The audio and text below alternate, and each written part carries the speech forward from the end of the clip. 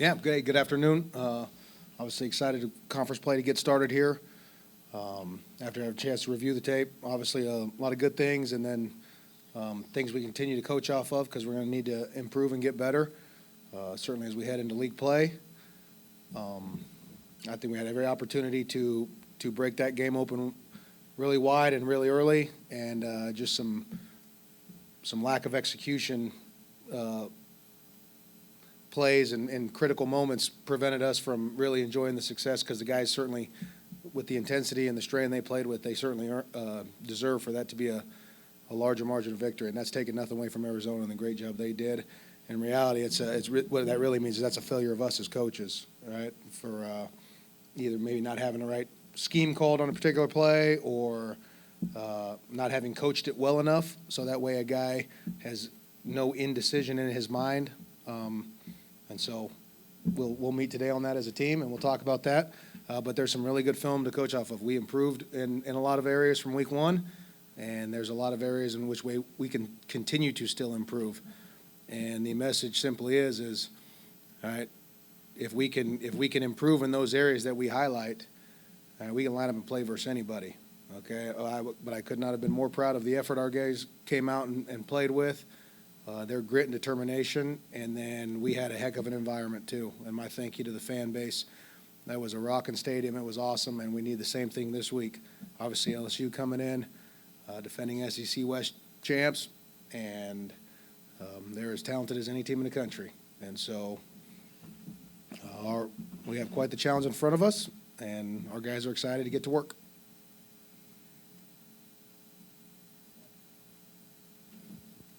You mentioned on Saturday, the ups and downs of that game, and be proud of your guys for, coming through with the win.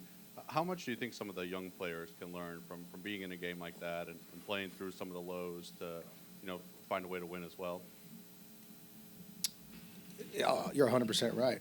I mean, if you're a guy who's a freshman out there, or maybe it's your first time really getting significant action, and you have to play for a full 60 minutes and then some more, right, because of overtime, right, you grow from that, and you learn from the highs and the lows. And so, we should be a more mature, experienced football team because of that game, which is good for us. It's going to be good for us in the long run. On the flip side of that, Sean Preston's been a guy we asked you about, a couple times through fall camp. Obviously been here 6 years. Just going back for him, being a game one starter and having the game he did Saturday, just him sticking out here, and just your thoughts on how he's grown over the years. Yeah, I mean, Sean's made some really good plays for us over the course of his career. In just my memory, I would say that that was the best game Sean has played in his career, and we needed all of them. That play he makes, I think we counted up, it was a 18 or 19 play drive down the field, all right, and then he forces a fumble there on third down there, tight inside the 5 or 6 yard line. I mean, that is a big time play. And then the interception was a great one too, because that was a perfectly thrown ball. Receiver might actually have it for a sec, but that was textbook how you want your free safety to play when you're playing man-free coverage. He sees a quarterback, right? He starts to melt with the eyes, with the vision of quarterback, and he gets a great break, and all of a sudden he's picking a ball off out there, getting towards the numbers. That's the kind of range you want from your free safety. So I thought it was his best game of his career here. And then depth chart-wise, didn't see Kelvin Dinkins or Jacoby Elbert on there. I don't think they dressed on Saturday. Are those injury-related? Any updates? Yeah, unfortunately, Kobe's probably going to be done for the year. He had a little bit of a knee injury in camp that we gave it a couple weeks to try and heal up and see if he could play on it braced, and just unfortunately wasn't able to. But just my admiration for him, the fact that he was willing to try and do that because he wanted to play so bad. But he's going to be having a season-ending knee operation, and then Dinkins was just unavailable for the game. But we'll be getting him back sooner than later. Zach, you talked about how that game was kind of a learning experience for a lot of the players, but for you as a head coach, I mean, being able to eke that out late against kind of a Pac-12 opponent and all the film and through all of that, what was the biggest thing kind of you learned that you think you can kind of take away from an experience like that from a head coaching standpoint? There was a lot of situational stuff that came up in that game, right? And there was a lot of 3rd and 3, 3rd and 4, right? kind of fringe areas. Is that a punt? Is that a go for it, attempt a long field goal? So there's situations like that. I've decided to go for it twice, once in each game down in, I think I've been 4th and goal at the 4 both times. We haven't got either one. So hindsight being 2020, you can line up and you kick a field goal. You also like your odds of defending a long field with your defense, right? And so, but that's 6 points that I prevented from being on the scoreboard simply because I made a decision to go for it, right? And those situations are going to continue to come up. I mean, that's the responsibility of a head coach. The other one that came up, we'll talk about this in our team meeting today, is I referenced that 18-19 play drive they had, where then Sean forces a fumble. We scoop it, return it about 25, 30 yards, so we get it out to probably out past the 35, right? And I instructed the offense, hey, let's play this a little conservative here. Let's try to eat some clock up because we got a defense who needs to catch their wind on the sideline, right? If you go out, you go super aggressive. Let's just say you got a couple incomplete passes. The clock, you don't run any time off the clock. You're potentially having to punt and go right back out. Now on the flip side, right? If I could do that all over again, I would have told us to be super aggressive. You got a chance to, firmly take all the momentum in that game, right? You've just caused a big play to prevent a score. Man, if you can go be super aggressive and score a touchdown there, make that, I think, 21-0 it would have been at that point, right? Yeah, your defense has to go back out really tired, but it's worth the trade-off of the momentum and the 3 scores. So I very poorly, right, managed that situation. And so, I'll own up to the team, tell them that's completely my mistake. I should have told the offense to be super aggressive.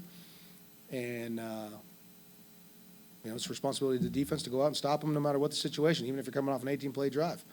And so I think I kind of sucked the air out of our sails a little bit right there, and I got to be accountable for that as a head coach.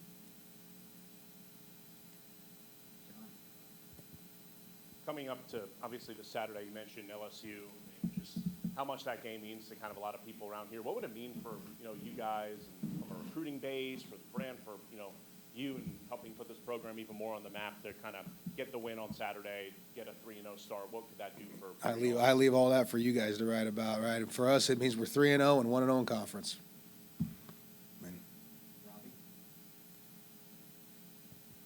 DeLaura had a lot of success getting out of the pocket. Jaden Daniels does a lot of some of the same things that LSU. Really? Yeah. So, what have you seen from him that makes him so dangerous? Obviously, game plan against him last year too, but what really stands out about him and what they do offensively too at LSU? Well, they have tremendous personnel, right? Their offensive line is big and pretty and physical and athletic, right? They got a tight end room who obviously looks the part. They got tremendous speed and athleticism at all their skill positions. Running backs are hard to tackle because they're big and thick and physical, but also, can break away for a long one. And to top it off, you have a quarterback who is equally adept at throwing it as he is to running it.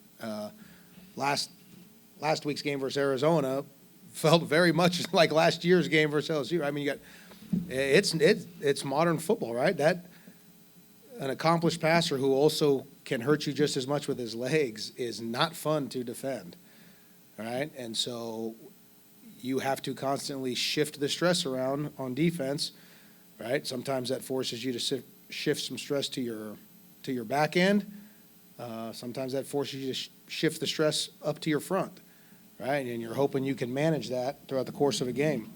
I can give you a long dissertation right now about, all the different ways that you can try.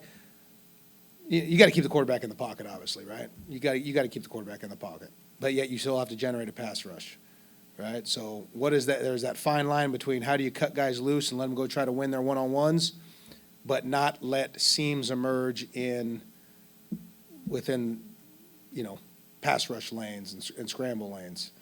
And then obviously, do you want zone eyes behind it?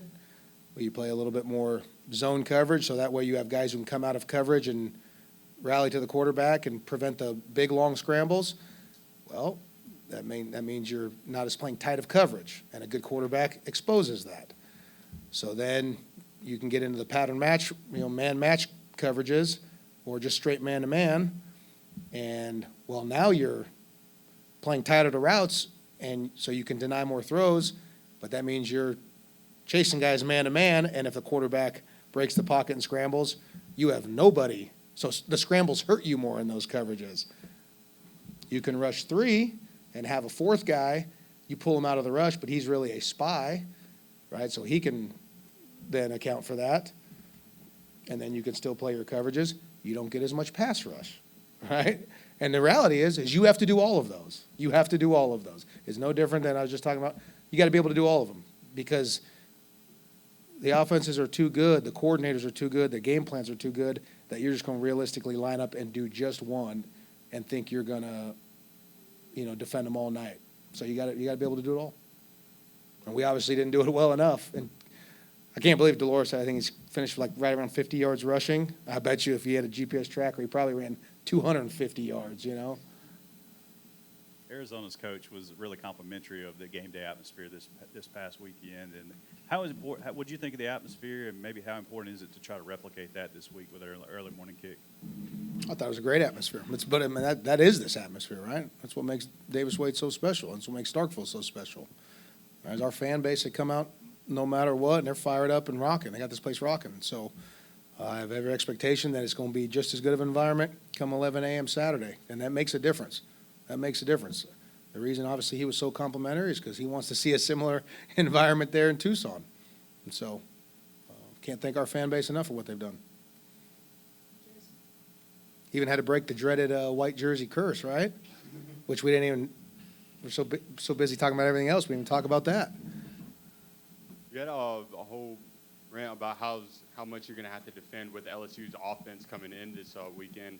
So how big is it to have your 2 linebackers who have played against them multiple times, Jed Johnson and Nathaniel Watson? How big is it to just have them for this weekend who have seen this offense before and others on the defense? How big is it? Yeah, though, I mean, those guys have seen a lot of football, right? And so, there are times where you talk about shifting stress around defensive game plan wise. There are times where we knowingly put harder executes for them, assignments for them to execute than maybe some other guys because those guys have played a lot of football and they can handle that burden, right? I don't know if Jet came off the field for one play last game, and if Buki did, it was just a couple, all right? And so we got to do some things this week to freshen those guys up, and there's several more on the team, but you mentioned those 2 guys in particular. Yeah, it's good to have. I mean, it's good to have guys who have played that much football, and you want to win big games. Your best players got to play well, and so we need them to play well. Kind of going off that, Jet Johnson was named SEC Defensive Player of the Week. When we've talked with you about him in the past, you've joked that, maybe that's on me. Maybe I should have been playing him earlier. But what has he kind of meant to you for over the last couple of years, and how valuable has he been, for this defense? Oh, Jet's a football player. Jet's a football player. Right? I mean, our defensive philosophy, but I learned it from the guy I worked for and learned from. But we got a pretty simple one, right? And obviously, number one is know what to do and how to do it. And that is Jet to a T, right?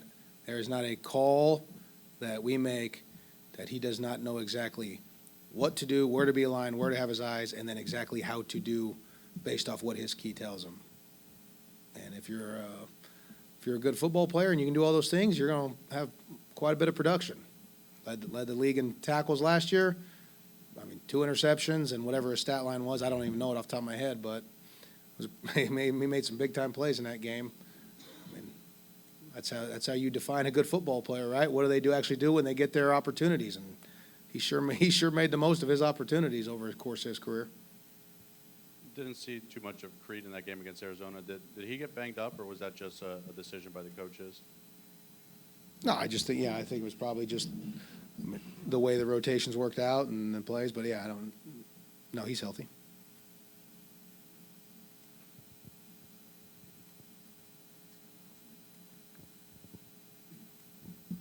We got to see a lot of Malik Ellis. How much of a revelation has kid been? He comes in as an offensive lineman, but makes himself at home as a tight end there. You know, blocking roles, motion roles, all sorts of things he's doing. I think you just described, you just said it.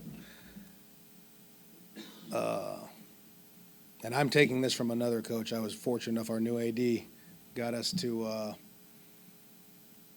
do a little session with Zach Taylor, the Bengals, right? But we talk a lot about in our building, what is a football player, right?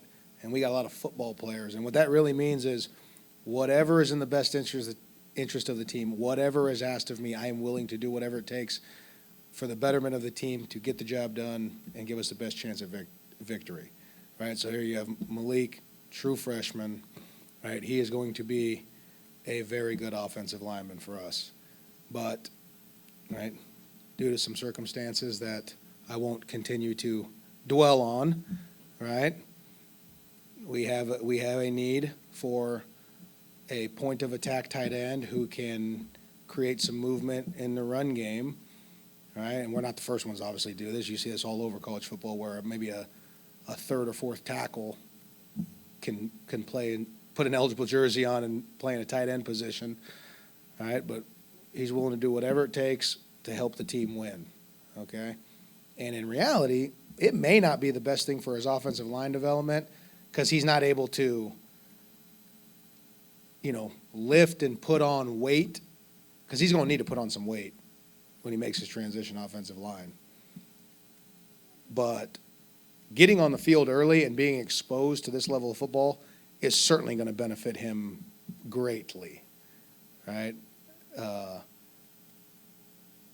But it could have been easy for him to say, whoa, no.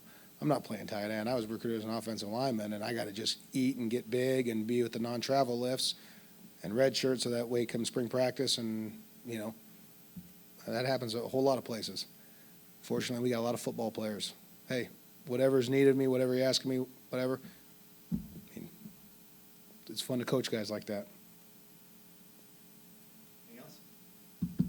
Hail State.